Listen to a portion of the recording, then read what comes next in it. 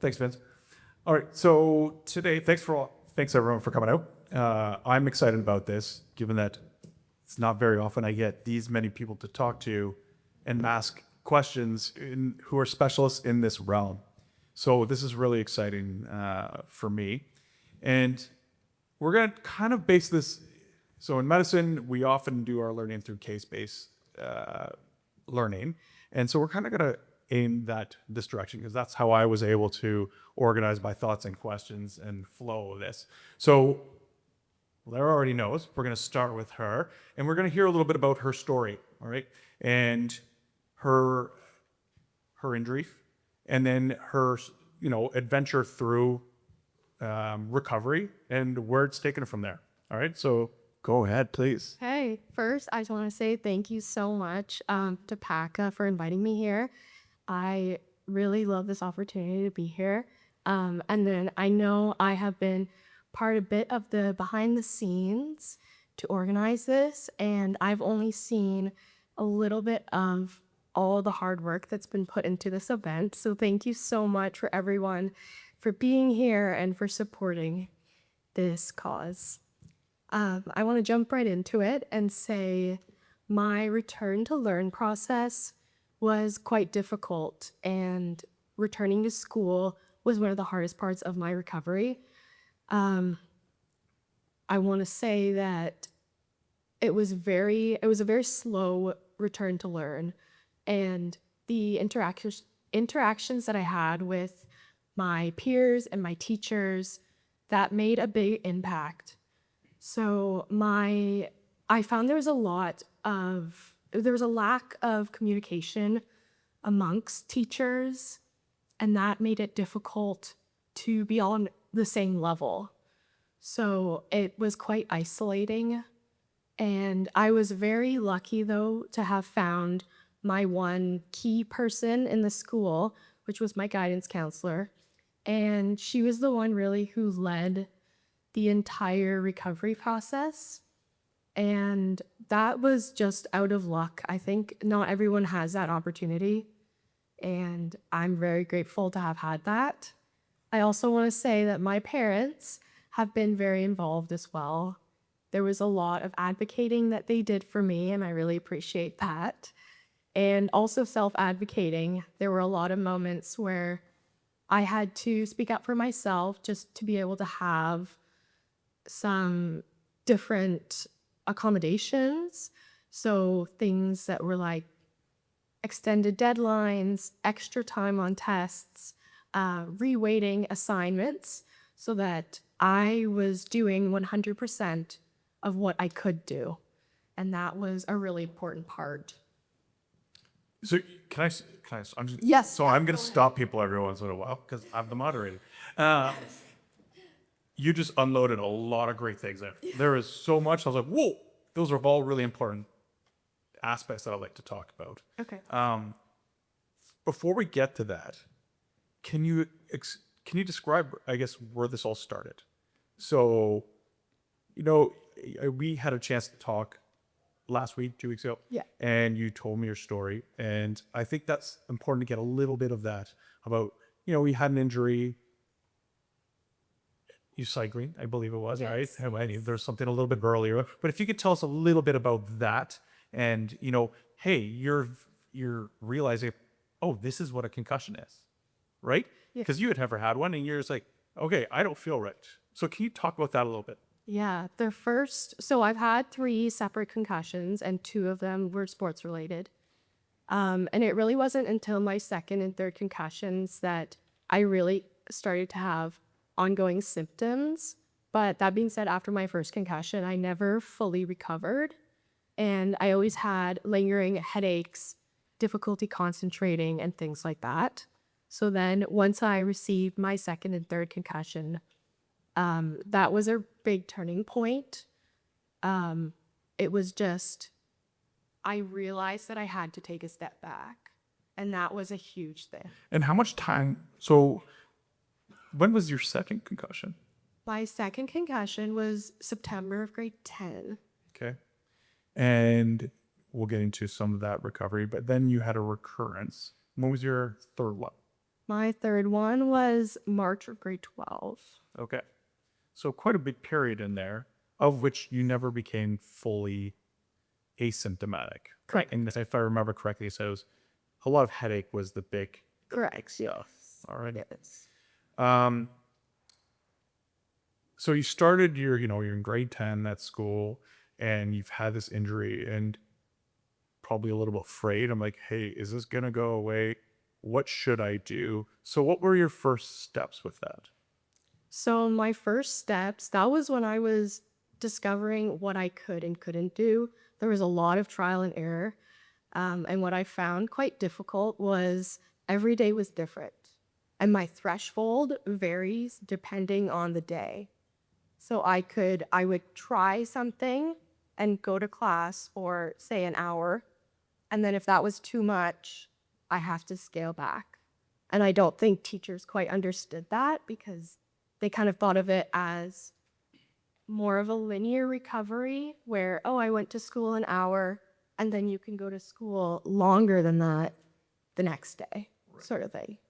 So the first steps were really to outline a plan, which is where my parents came involved and did a lot of advocating for me. Great. And they advocated to who? So did you know there was a point person at school? We didn't really have a point person at the beginning. That was something we really had to discover. So at first, it was really just all the staff members and the teachers, and they were all on the same communication base. So it was really hard to be able for all of them to understand where I was at in my recovery. And it wasn't until later on when we were lucky enough to find a guidance counselor who really understood and who had a lot of compassion for what I was going through. Perfect. Great. Who was in charge? Was it through the guidance counselor? Was it through the teachers who helped you navigate, how much you had to do at school, what you could do at school? It was really a lot of, I had to determine that. And then through my guidance counselor, she was able to communicate that to the rest of the staff. So it was really on me to say what I could and couldn't do. And that's a really difficult thing to be able to gauge, especially as what you can and can't do is always changing. Absolutely. And I think Dr. Jordanson talked about that a little bit in his talk as well, right? I think we know that it's going to be different for everyone. Mm-hmm. Can I bring Andie about this now? Absolutely. So you've heard a little bit of the story, and this is your area, one of your areas of specialty. Is there a framework? Is there a gold standard framework? Like, what should happen? Absolutely. So I think, before I jump into that, I just want to preface that I am not an educator. I'm a healthcare professional, so an occupational therapist, and we know that returning to school and the school environment is very complex. There's a lot of lack of resources, and teachers and schools are doing the best that they can. So I always want to give a shout out to the educators that are working really hard to help students like Lara when it comes to getting back to school. In terms of concussion recovery, one of the things that has really changed a lot in the last few years when it comes to going back to school is that we know that prolonged absence from school can sometimes do more harm than good. And so we want students to start getting back to the classroom as soon as they're able to tolerate that.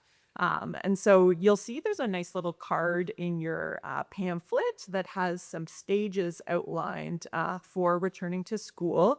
And you'll see we only want students resting for 24 to 48 hours before we're starting to think about increasing the amount of thinking skills we're doing, and perhaps even returning to school in some capacity, even if it's just getting through the door on that first day, to be in that environment or to see your friends. We want that happening as soon as possible. Can I jump out? You said resty for 24 to 48 hours. What does that mean? Ooh, good question. And so, in the past, we thought for concussion, let's rest until we feel better. Let's put people in their bedroom jail, we like to call it.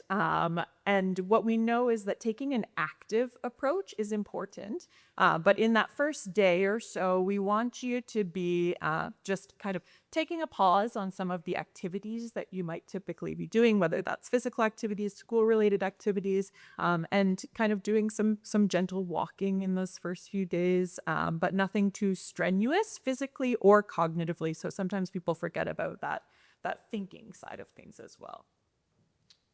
Other than schoolwork, anything else cognitively that we might want to refrain from or on the other side do? Yeah. I think, thinking about still being social, whether it's, thinking about things like keeping in touch with friends on the phone or keeping in touch with your family members. I think trying to find ways to remain socially active during that rest period is really important for teens as well, just not to feel like they're on their own. Perfect. Any views on during those first couple days on screen time? Because I know a lot of people, both students, athletes, when they say, hey, go rest. Well, I'm not supposed to go in a dark room and just sleep. Well, I'm going to sit on the couch and watch TV, or I'm going to play video games or scroll on my phone. Yeah, there's been some recent screen time is kind of a hot topic in the concussion space. And again, it used to be avoid all screens, but we know that there's the recent studies that have come out have actually shown that some screen time in moderation is okay in those early stages, and that again, not people with too much screen time don't do as well, and people with no screen time actually don't do as well either. And so I think it's about finding that moderation, again, finding ways to keep in touch with friends or to keep up with things, while limiting that in the early stages, but then kind of keeping that in moderation. Perfect. So those are the first couple days. And as a physician, I struggle too with times because all of us have limited amount of time to help with guidance and instruction. And really, I find that concussion needs to be reassessed regularly by someone. Okay. Often it's patient or client or student, whoever has that concussion has to do that, along with often it's parents or loved ones, with some guidance from other people. Now, that's sometimes that information is hard to find. So after these couple days of rest, what would be the next stage for a student for school?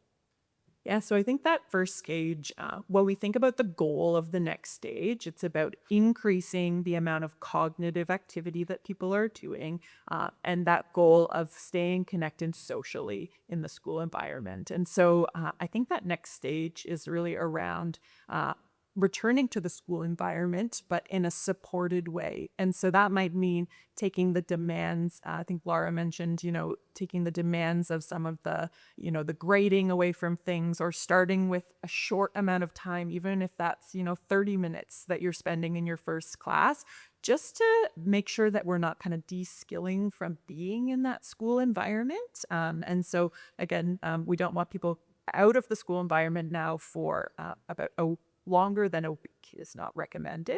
And so gradually returning with some accommodations or supports in place, that the school can work with the family to figure out what those are.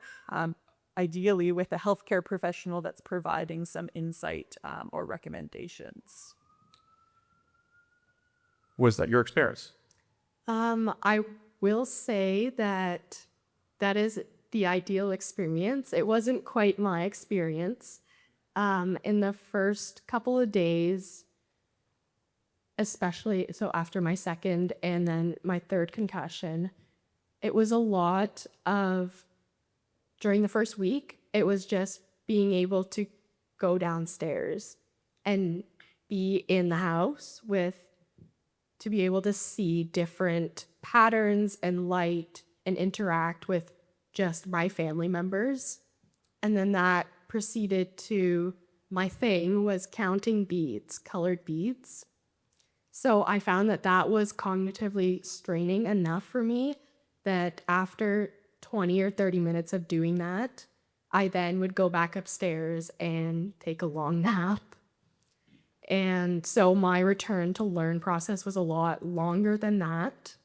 And it was at least a week that I was off from school, that then I was finally able to return to school. And then at that point, it was a quarter day that I would go for. And that was enough every second day. And that's really how it started.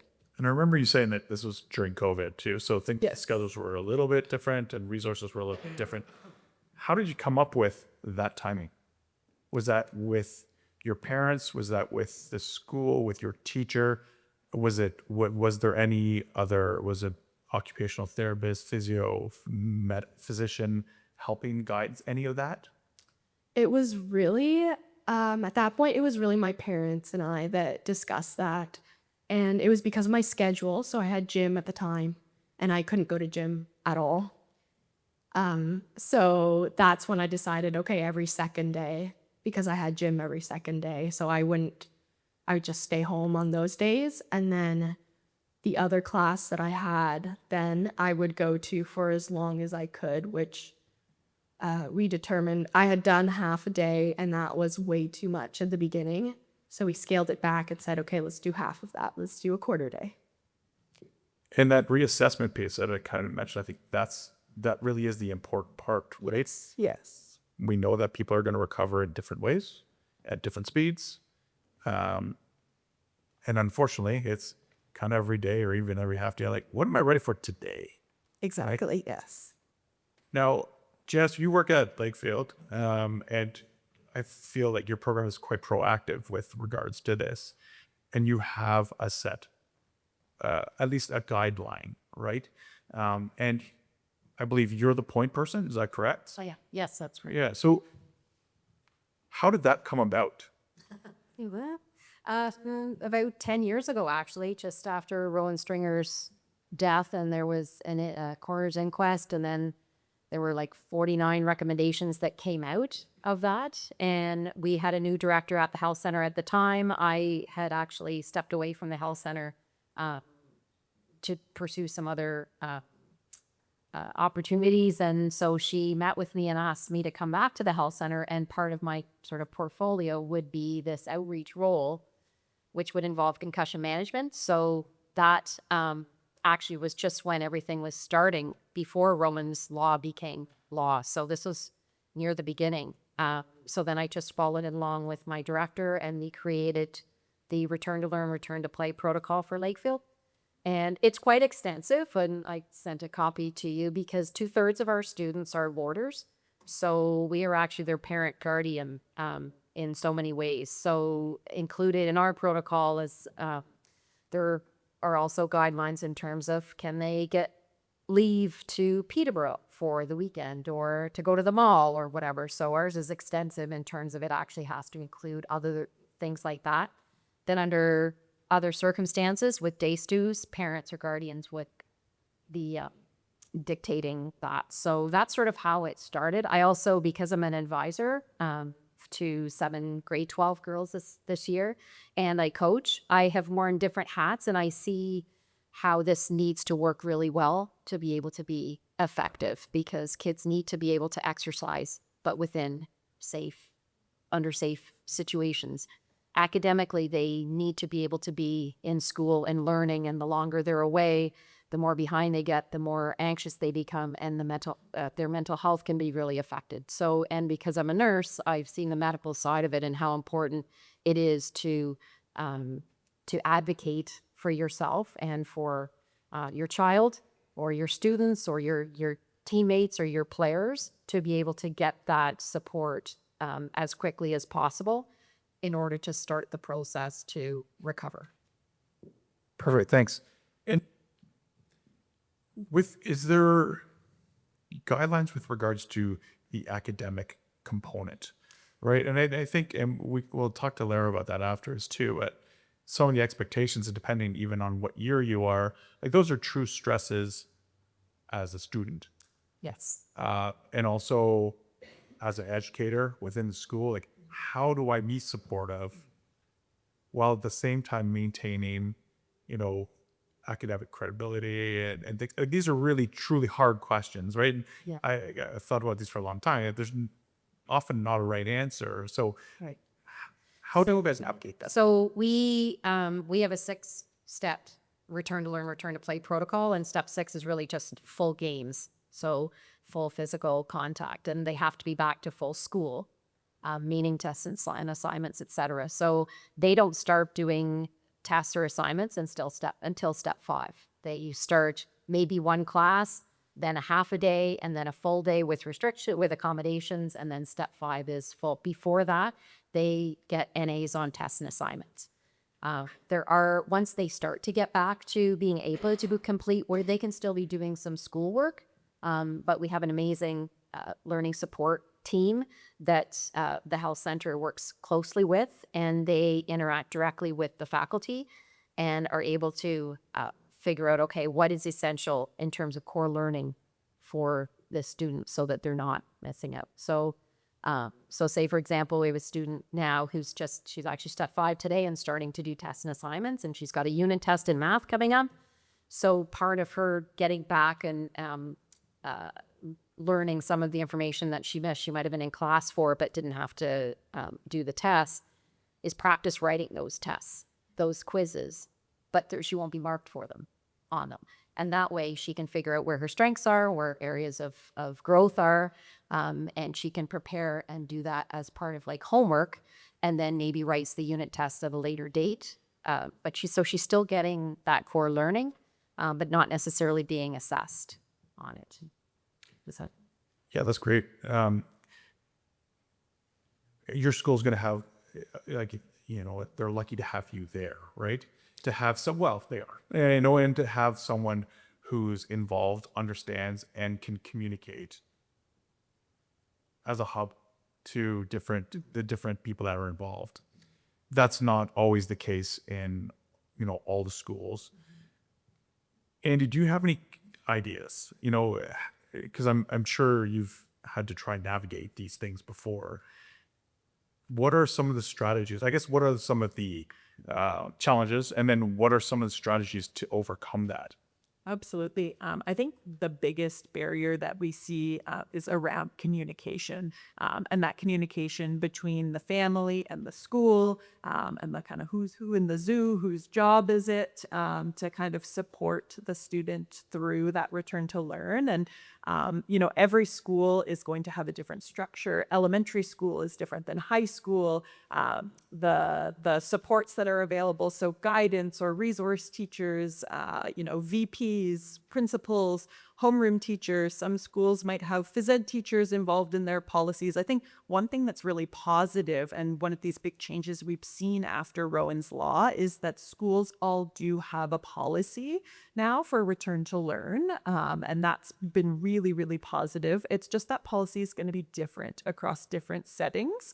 And so I think Lara mentioned that having that guidance counselor or that point person is always one of the first things that I suggest to families to look for in the school environment. So asking whether that's your first meeting back to school with the principal or the vice principal, who is that person that we can go to and that can help to advocate to your teachers. When you're a high school student or an elementary school student going through this big life event, this experience of concussion, it could be really challenging to self-advocate and say, hey, I'm supposed to be, you know, not getting graded on this test to your history teacher. And so I think having an adult in the school system that can kind of support with those conversations can make a really, really big difference for students.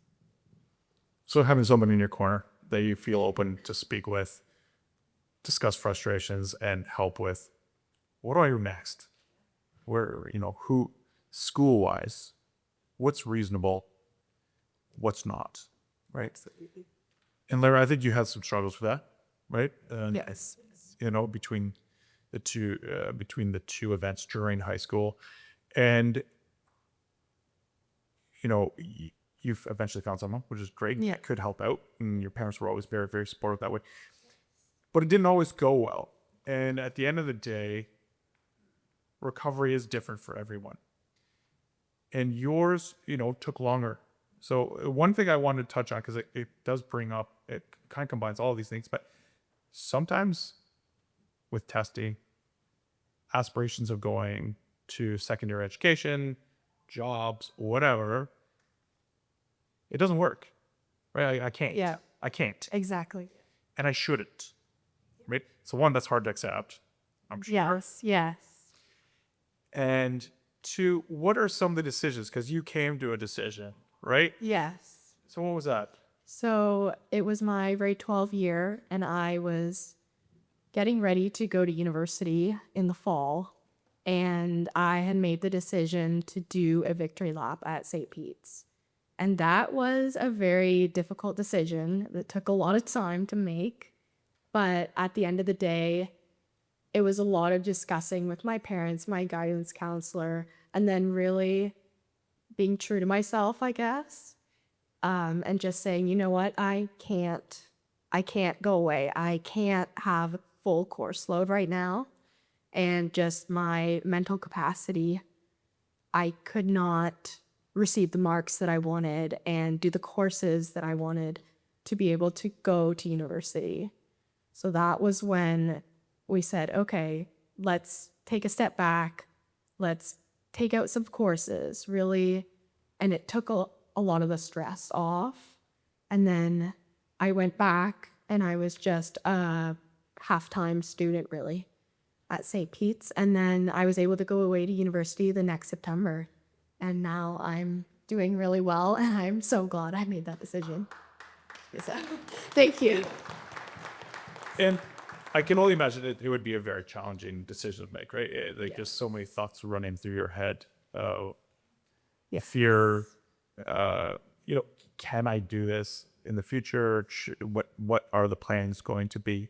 But I think that this is one important part is that with concussion is like being true to yourself and sorting out, this is what I got right now. Exactly, yeah. How do I work within this framework? Yes.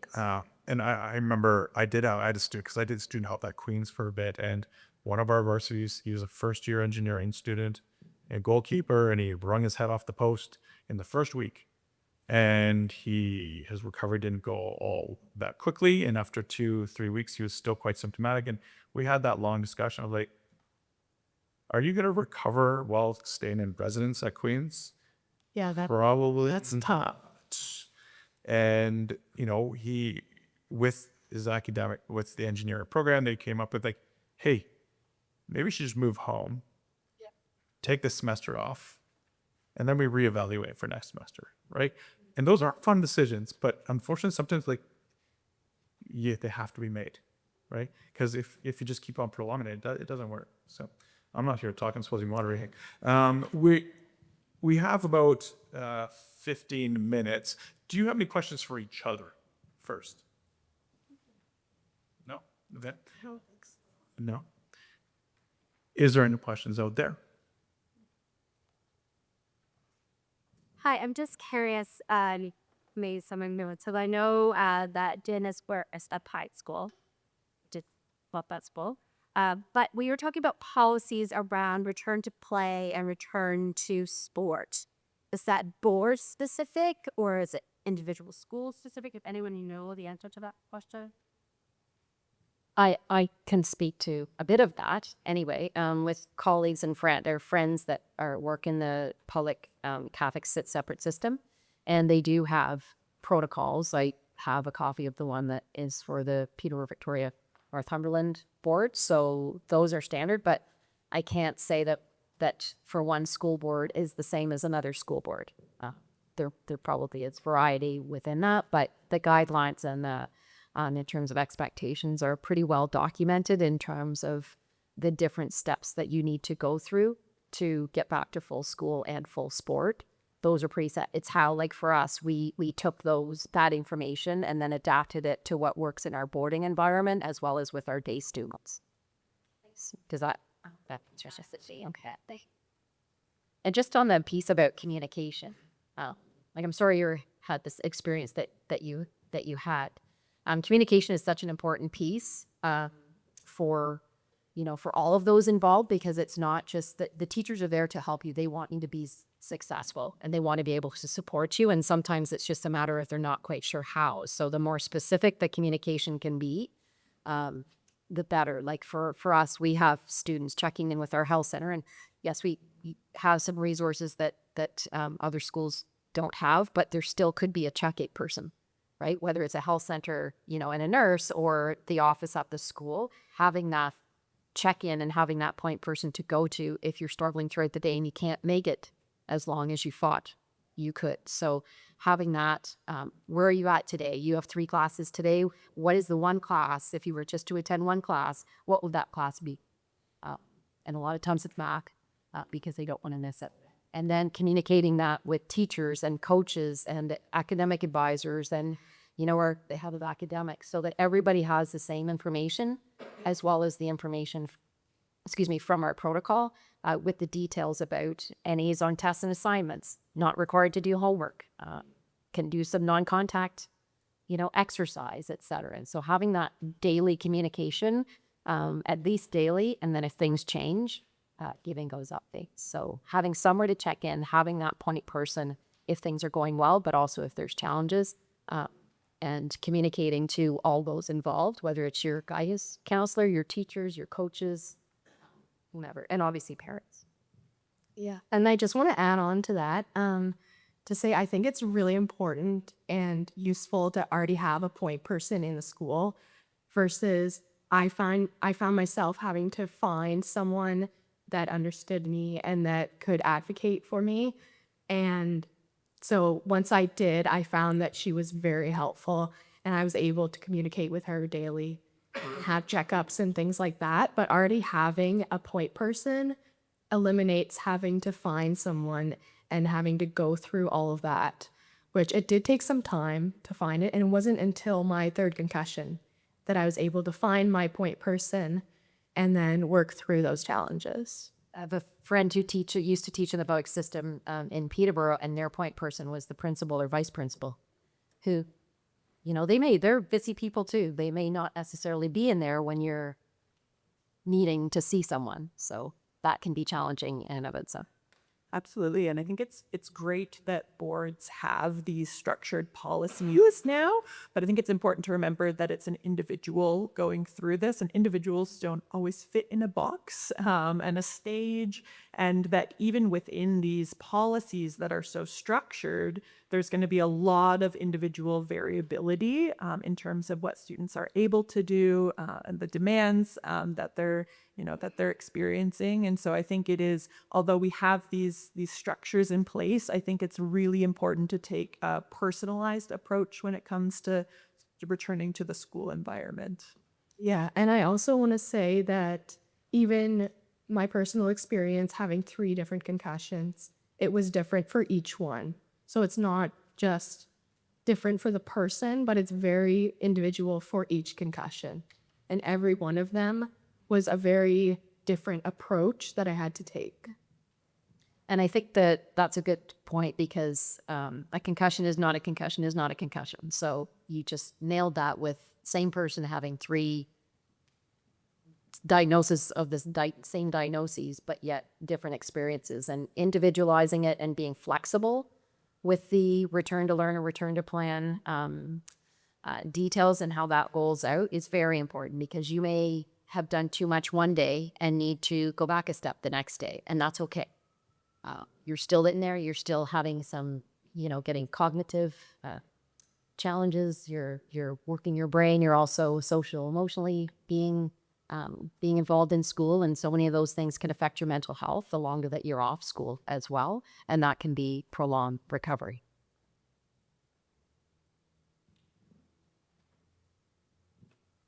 Are there any questions out there? Any more questions? One extra piece. It's very common for high school students to have a part-time job or volunteering because they're building up their resume in order to get to post-secondary.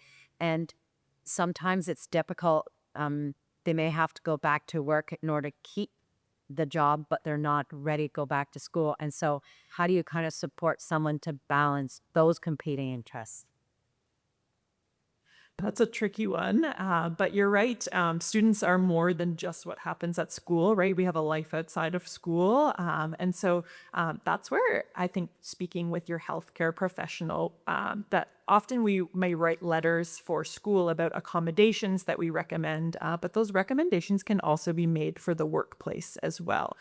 So again, really important for those older students, and whether that is, gradually returning to that role, whether it's having some on-site accommodations or some flexibility in scheduling, sometimes having a healthcare provider help to advocate for those supports in the workplace can also be important and very, very helpful. And having those recommendations in writing also is something that I always suggest to be able to kind of use that documentation as a support for communication between the workplace and the student or the worker. And who can make those accommodation recommendations?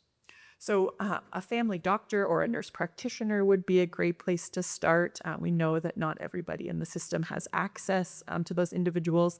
A clinic like ours at Holland Bloorview Kids Rehab Hospital, that's a service where anyone from across the province can access the teams there would be a great example. The workplace, especially for teens, is kind of a specific area. So those would be some places that I would start. And that's working in primary care, that's certainly one of the frustrations I feel, is that, I think it's important to get people in quickly for a diagnosis, right? But in an ideal world, that happens. I can call my family doctor and see the next day. That's not realistic all the time, and especially ones who do have a family physician, and then there's the ones who don't. So often that's being done in the emerge for the good or for the bad. I think we're going to hear a lot about that for panel 3. And shout out to Judy here ahead of time about navigating that system, because it is so challenging when I'm teeing that up right now. But it is, usually with the school system, the start of the protocols are that you see a family physician, NP, emerge doc, they sign off saying, yep, there was a diagnosis, go through your protocol. Then we would sign off again once you're complete, and I would argue, unfortunately, that there's a lot of people in those positions who are, there's a big discrepancy on how that's treated, and that's one of my interests, is trying to get that information out there to more and more primary care, because it is done differently. And again, like educators, it's hard. You're stretched thin, right? There's a lot of things you need to know about hypertension, diabetes, all this stuff, but this is important. So even if there's one talk that we could try and get out there, here are some of the expectations that are there. I believe, just on that, there are return to work guidelines as well for concussions, similar as there would be, another diagnosis. So, are there any other questions? Yes. What you got the student who's also is going through the return to learn program? Let's say they have always a baseline level of symptoms. How is it up to the student to know what they can quote unquote tolerate? Are you looking for no symptoms, skill to move on to this next phase? Are there guidelines around there? That's a great question. Please, Jess. No. You want me to repeat it, or sure? You okay? So I was asking the student who's returning to learn. Is there guidance around what's tolerable? Like, is it no symptoms? Is it is there level of symptoms? So what we use, and which is best practice, is sort of your symptom threshold. So say if a student came in this morning to see me at the health center and to check in, and they had a headache, that was their only symptom, and it was about a 1 out of 10, then I would give them the guidelines that you could have a mild increase or exacerbation of your symptoms, but it should not be any more than 2 points out of 10. So if it gets more than say a 3 out of 10, then you need to take a break. And the teachers are notified that this may happen. They may need to step out, take a break, take a walk around the classroom block, come back. If it gets worse or persists, then they come to the health center, check in with me, and then they take a rest because that means it's too much. So a mild increase that's brief is okay, because unfortunately with concussions, recovery can be a very long time, and you can have persistent symptoms. So gone are the days where if you have any symptoms, you can't do anything. Unfortunately, mild symptoms that do improve with some rest or a break are okay. But again, I would not more than a 2 point on a 2 point scale out of 10. Anything more than that or that are persistent, when you shouldn't have any symptoms for. Our guideline is at least a week. Our physicians won't clear a student to go back to contact sports or contact drills. Even they go back to contact practice before they can do a full gain. That's our sort of last step. They have to be asymptomatic or symptom-free for a week.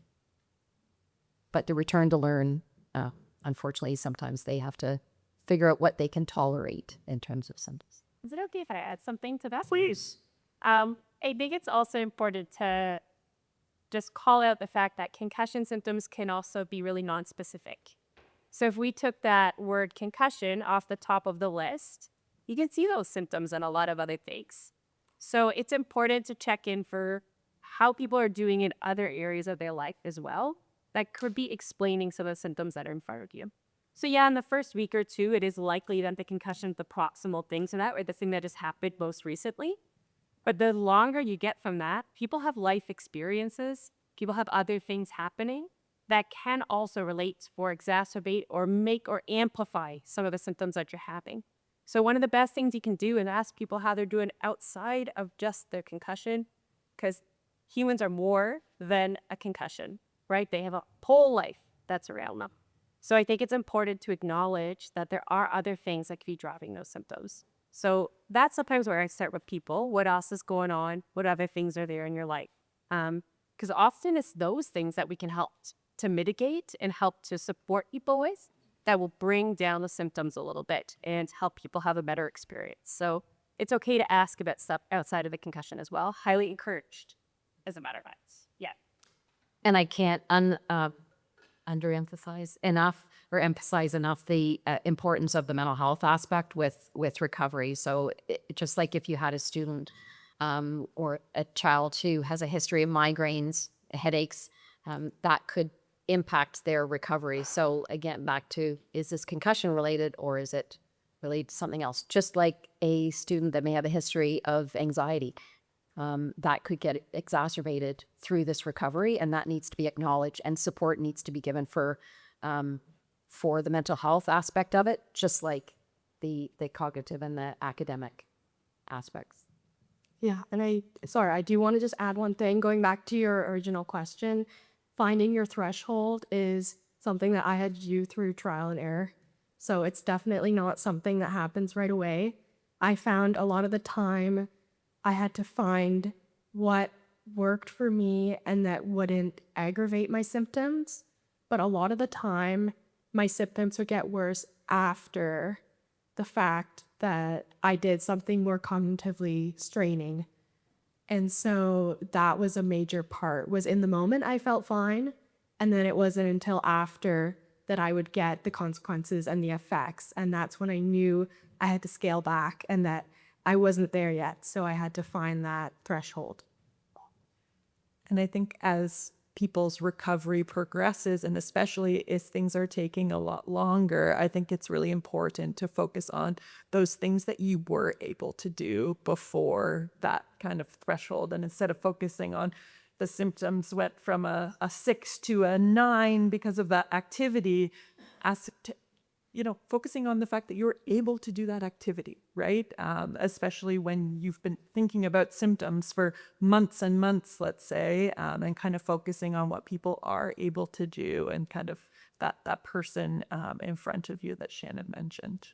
And it really is celebrating the small victories. You really have to take that into account because you're not at 100%, but what you're doing is 100% of what you're able to do. And that is a really big accomplishment. And I think we've come a long way, certainly with the return to learn and return to play guidelines, that the emphasis is you can still participate. You can still engage in academics. You just might be doing it differently. You can still be assessed, but maybe you get longer on that assessment to complete it. Maybe it's a test, but it's an open book test now. Maybe it's, again, writing quizzes, but not being marked on so that you're still getting the learning and still participating and still engaging, but you're not being penalized because you're not 100%. I love all this discussion. I'm glad that it turned out this way because this is what it was supposed to be. But our time is up. So I really appreciate everything that you guys have offered here. There's really great information. Thank you for the questions that you guys were able to come out with.